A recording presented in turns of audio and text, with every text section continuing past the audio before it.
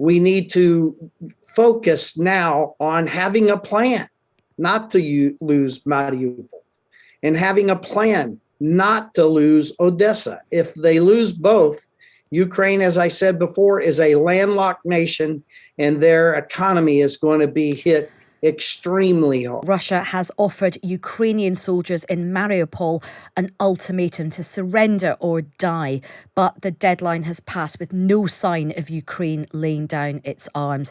President Zelensky has warned that eliminating Ukrainian fighters in Mariupol would mean the end of peace talks. Well, I can now speak with General Philip Breedlove. He is former NATO Supreme Allied Commander Europe and chair of the Middle East Institute. Good afternoon and welcome to the show. Thanks for having me, Aisha. I look forward to our conversation.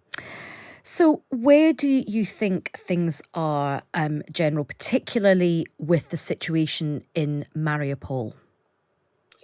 Well, Mariupol has been at risk for some number of days now. This is a tough group that's defending the city, and I think they intend to continue to defend the city. And Russia has to have Mariupol in order to close the land bridge to Crimea. And as you know, Mariupol is one of the most important ports in Ukraine, in that it is a big port for moving grain out through the Sea of Azov and into the Black Sea and into the world. So this is a strategic need for both sides, Ukraine to hold on to it and Russia to take it. It's going to be a tough slog ahead.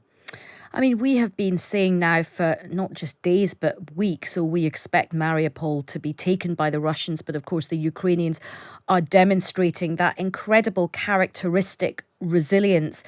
But what's your gut telling you, General? Well, if we don't do something to help the defenders of Mariupol, they will eventually fall. Russia has time because they are not being pressured at all, and they are going to stay and accomplish this objective.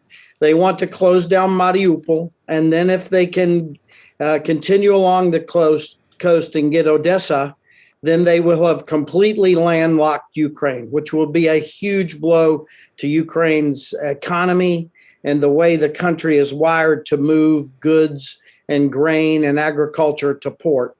And so Russia knows this, and they're going to expend the force they need to continue this pressure. And we have spoken with both Ukrainian MPs in Kyiv. We've also spoken with military experts who are forecasting that this is a bit of a lull, that Russia is regrouping. They expect to come back, particularly in that eastern region, and try to outnumber Ukrainian soldiers 5-1. Do you think that we are now at this point in the conflict going to see the advantage that Russia has just in the sheer numbers of soldiers that it has? Well, as we say in the military, mass has its own special beauty. And so, yes, Russia is massing. And more importantly, I think, than massing, they're reorganizing. What we saw in their losses in the north when they were defeated around Kyiv is a very disjointed command and control system that was unable to really focus their forces on the task at hand.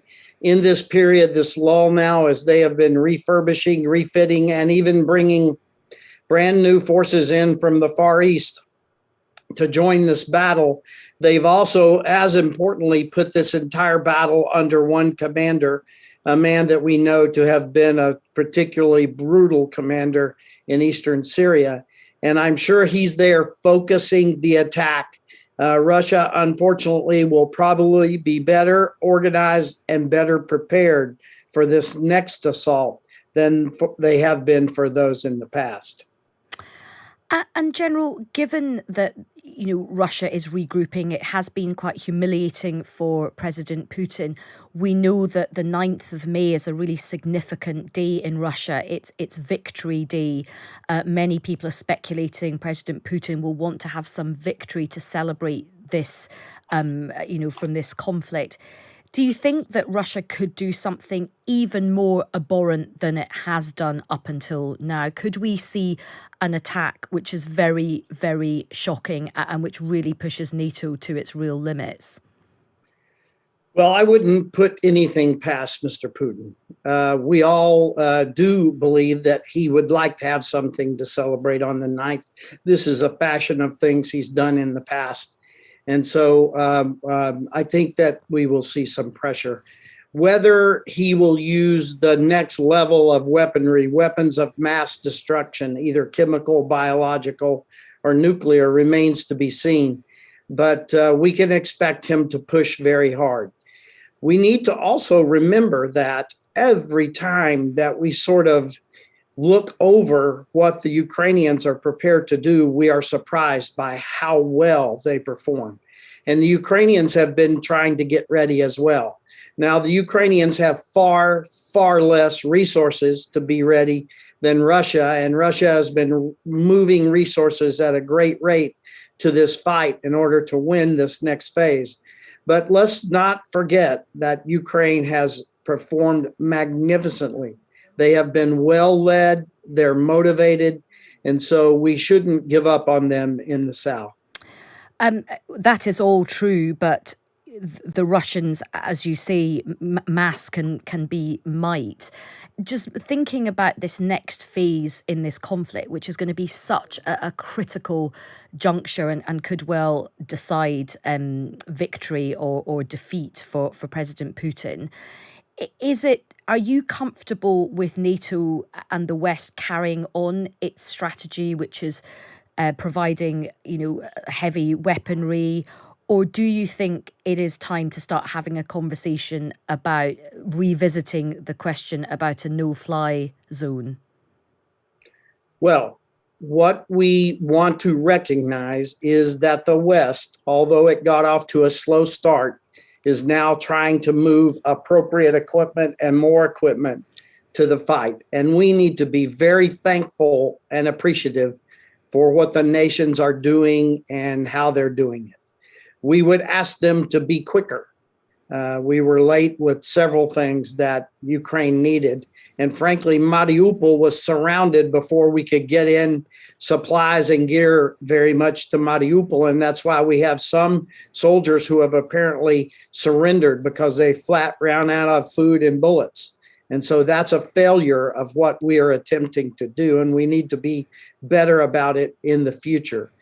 But I think that we need to focus now on having a plan not to lose Mariupol and having a plan not to lose Odessa. If they lose both, Ukraine, as I said before, is a landlocked nation and their economy is going to be hit extremely hard. And General, what would that plan look like in your view? Well, we have done airlifts into enemy territory before. The most famous, of course, is the Berlin airlift. We took supplies into Georgia and told Mr. Putin we were coming into Georgia at the end of the 2008 battle. So there is precedent for delivering directly or more directly to the people who are being attacked. And so again, this is a decision that has to be made in policy first, that we are going to accept the risk that we would have to take to do something like that.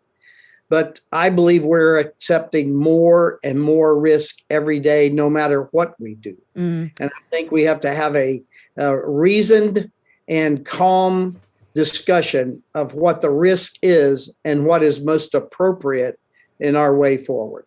So that's really interesting to hear you say that, General. So you're saying maybe now is to start having a discussion, for example, Mariupol critical, Odessa critical. Is this the time to do a sort of agreed strategic airdrop of supplies directly into those particular places in Ukraine to help Ukrainian fighters, but also to send a message to Putin that NATO is absolutely geared up to help Ukraine win? Well, what I would say is what we're doing now has put Mariupol at great risk. And we need to think about whether we're going to do something different in the future. Well, we're very grateful for your time this Easter Sunday, General. Thanks very much for speaking with Times Radio. Happy Easter.